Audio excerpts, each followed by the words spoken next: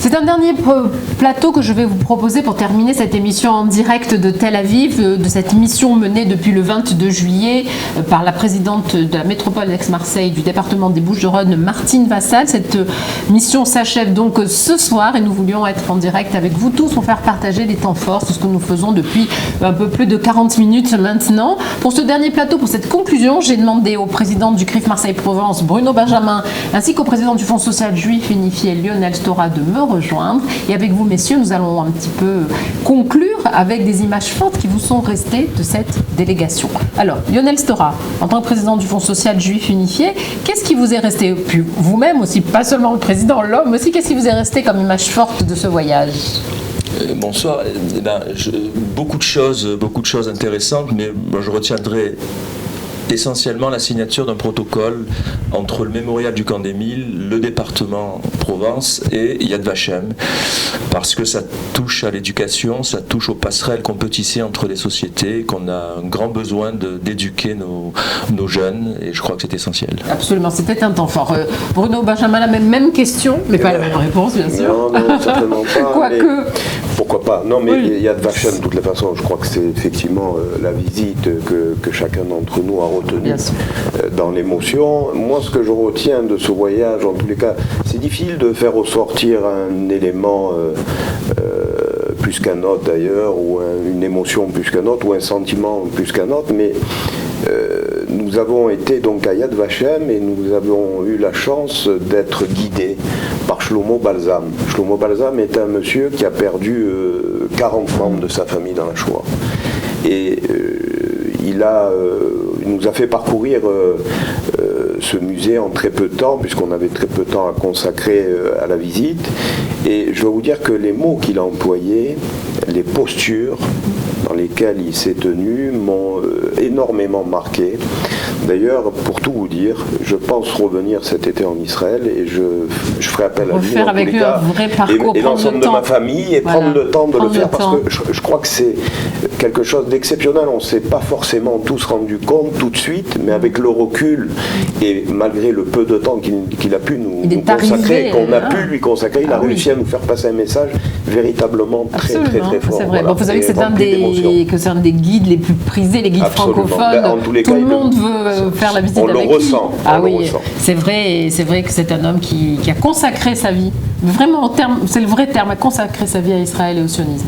On peut difficilement dire autre chose. Alors c'est vrai que il y a eu des temps forts, il y a eu des échanges, et je vous ai vu l'un et l'autre discuter avec tous les membres de la mission. Évidemment, c'est aussi le principe de ces missions. Vous avez fait des rencontres, il y a des gens que vous ne connaissiez pas, bien sûr. Alors qu'est-ce qui vous a peut-être plus intéressé? Est-ce que c'est les gens que vous avez rencontrés qui venaient de ce qu'on appelle le monde économique, l'innovation, la santé? Vous avez découvert un autre monde, c'est le cas de le dire? Ou est-ce que c'est peut-être les échanges que vous avez pu avoir avec l'abbé Manzano? Je ne sais pas, c'est à vous de me dire. On va commencer avec vous, Bruno Benjamin, cette fois-ci. Pour être très franc, Elsa, je crois que tous les échanges ont été des échanges fructueux, intéressants, intelligents. Et ce qui est à retenir, c'est effectivement d'abord l'ambiance qu'il y a eu dans cette délégation, qui était assez exceptionnelle, la proximité les uns avec les autres, et bien sûr qu'on a découvert de nouveaux visages, de nouvelles têtes, de nouvelles personnes, avec des fonctions combien importantes, comme Claude Cohen-Bakri ou David Bensoussan, qui sont deux jeunes qui ont créé des start-up dans le milieu médical. Et véritablement, je crois qu'en réalité, c'est l'aspect aussi, j'allais dire, hétéroclite de la délégation qui nous a permis et qui nous a enrichis, qui a permis de nous enrichir, en tous les cas, dans l'échange. Absolument. C'est vrai qu'humainement, ce sont toujours des temps forts. Ces missions, ce ne sont pas des choses vaines, bien au contraire. On en revient nous-mêmes enrichis à chaque fois, mais surtout, on va ramener avec nous, sur notre territoire métropolitain, des idées, des forces, des dynamiques. Lionel Stora, vous rentrez peut-être avec aussi des rencontres exceptionnelles ou des projets. Oui, effectivement.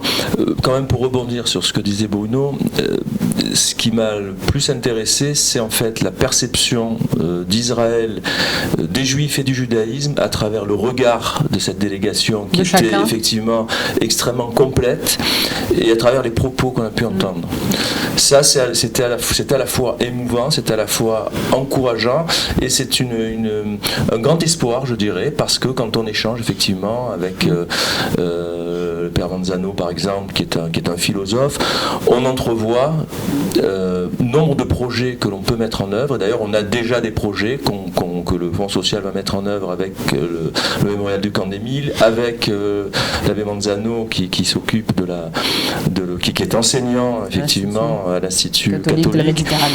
Donc c'est tout ça, mais essentiellement, je dirais, le regard des gens et leurs propos. C'est extrêmement intéressant, y compris des gens qui étaient déjà venus en Israël.